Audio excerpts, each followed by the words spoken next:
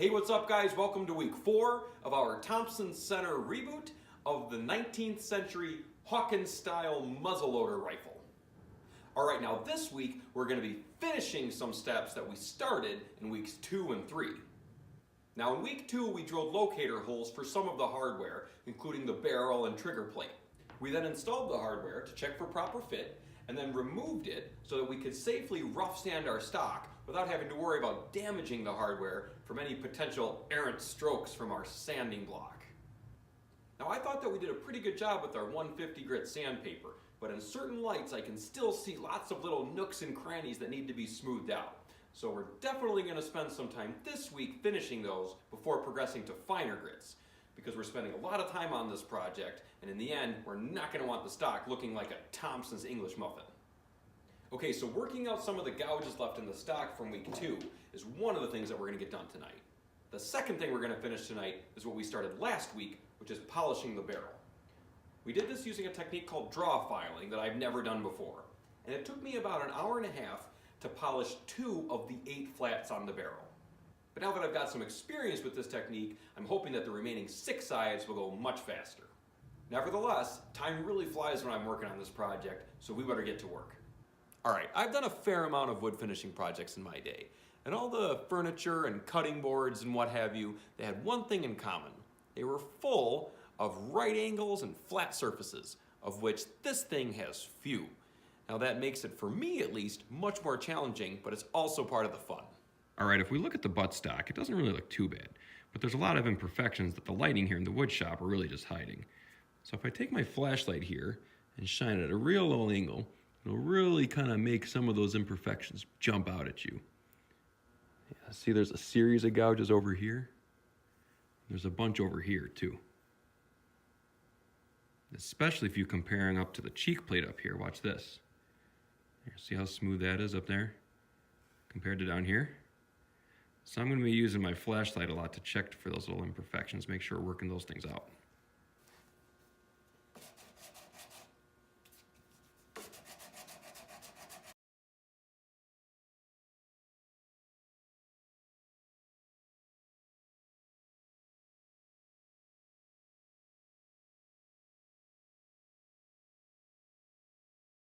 Alright, I don't know if you can see it, but there's a little scratch right there that's been laughing at me for a while. So we're going to take care of that.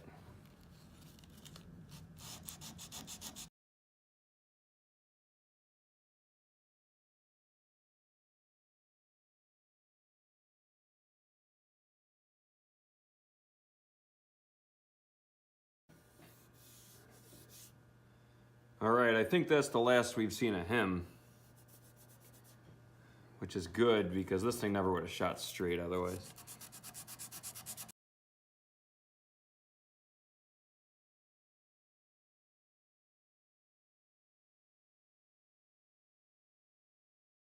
Alright, what I'm discovering working on this feature here underneath the cheek plate is that if I wrap the sandpaper around my index finger, I can use that to generate a nice smooth shape under it, just like I would if you were using your finger to caulk a bathtub.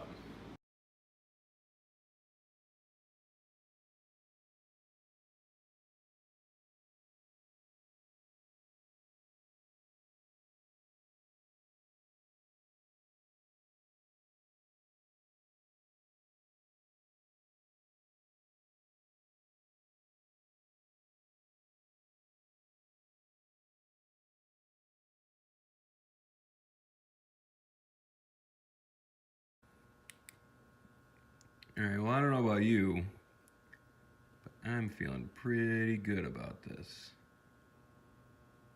Looks like we got just about all those minor divots worked out.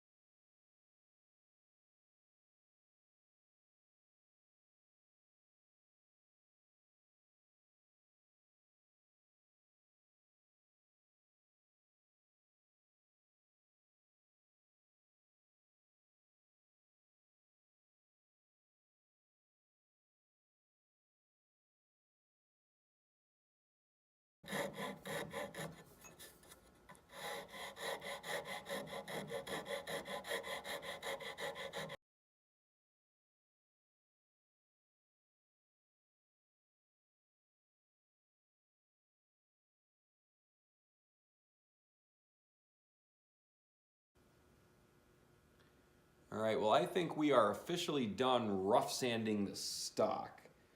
We used 150 grit sandpaper, and I think the next step next week will be to start with the next finer grit sandpaper, which will be 220 grit. And as I go along with that, that'll highlight any imperfections that maybe I do have to go back with the 150 to kind of fix up. But for now, I think it's time to move on to finishing polishing the barrel. All right, so we've got our barrel back in the vise. Now what we're doing here is we're polishing each of the 8 flats that make up the octagonal shaped barrel. And we're doing that with a technique called draw filing. I'd never done it until last week, but it's kind of fun, and I'm really impressed with the surface finish you can get just using a hand file. But to do it right, you have to make sure that you're using a high quality, straight bastard file that's only single cut. Now, single cut refers to the direction of the serrations on the file. A single cut only has one set of serrations going this way. A double cut or cross cut would have 2, making it look like a checkerboard, and that will not work for this technique. All right, so what we do is we take our file and we hold it perpendicular to the work surface. Hold it nice and close, we push down, we make sure that we're not going off on one side or the other. We don't want to tip this thing and start working on one of the corners that are supposed to stay sharp. So we hold it nice and flat, and we start moving it back and forth.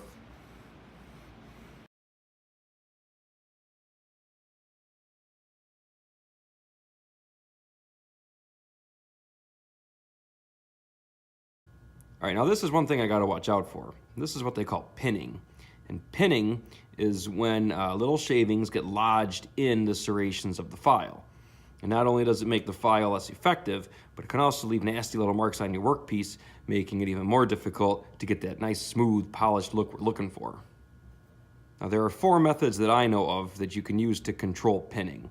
One is to put kerosene on your file. Another is to rub chalk on your file. Both those should keep the chips from getting stuck to the serrations. A third option is to use a brush, which they call the file card, to clean off the chips. But what I'm using today, which seems to be working at least with this material, is just tapping the file on the workbench. That seems to make them fall right off.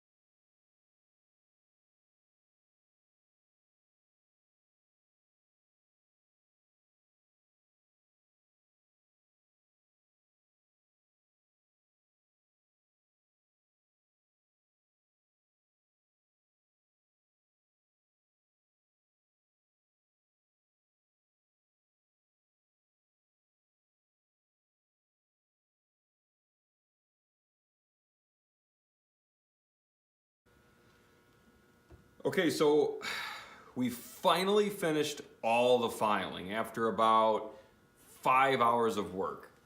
So I think that's the hardest part. The next thing we got to do is go over it with the emery cloth. So we're going to take this, we're going to wrap it around our file so we have a, you know, like a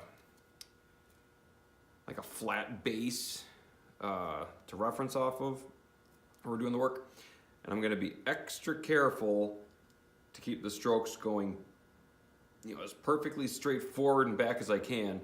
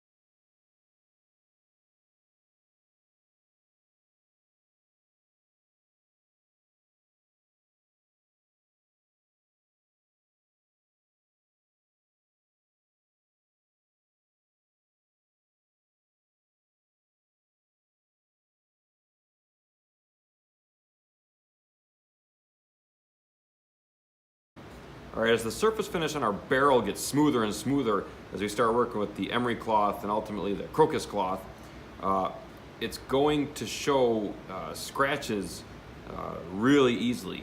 So the bare wood vise was already leaving some marks that I could see, so I'm going to put a rag in here to help control that.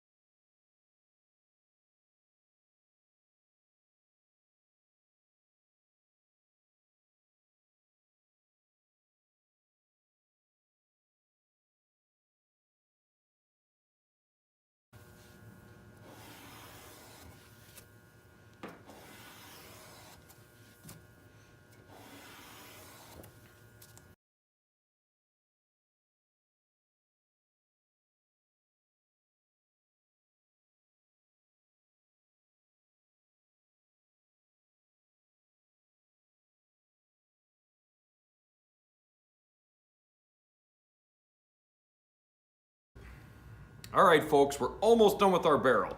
We've done all the file work, we used our emery cloth, and now it's crocus paper time.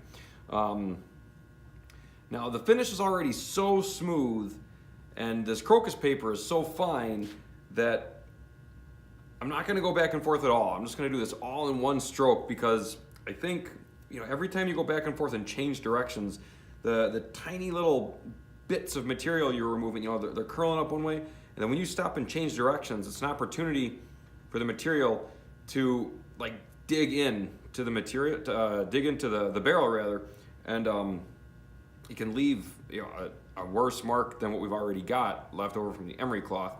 And then we'd have to go back and start over with the emery cloth and rework it just to get back to our crocus paper. So I'm gonna do all the crocus paper work with just long strokes in one direction, cleaning the crocus paper and wiping the barrel down each time in between strokes.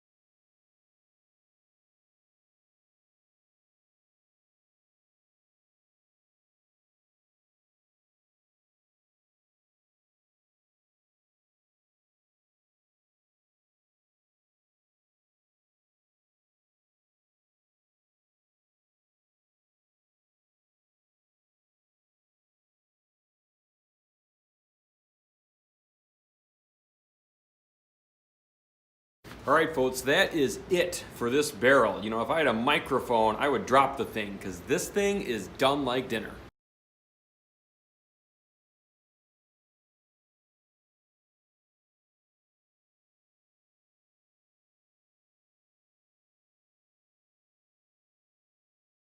All right, guys, I am so excited about the progress we made this week. We sanded out all the gouges left over in the stock from week 2, and that was great, but that doesn't even come close to the experience of polishing this barrel entirely by hand using pretty much nothing more than this one little file. I've never hand polished something like this before, and I'll probably never do it again, so I'm really happy that I was able to have that experience. It took us about 6 hours, my back is killing me, my hands are all cut up and blistered, but I'm not thinking about that. I'm just blown away at the work we were able to get done with our bare hands. I mean, the surface finish that we were able to achieve with this file, I never would have thought in a million years we'd be able to pull off. Now, the instructions said that the barrel would be the easiest piece of hardware to finish, but I'm hoping that what we learned this week will allow us to make short work of the remaining pieces of hardware that we'll be doing in next week's video. Thanks again for watching, guys. Have a good one.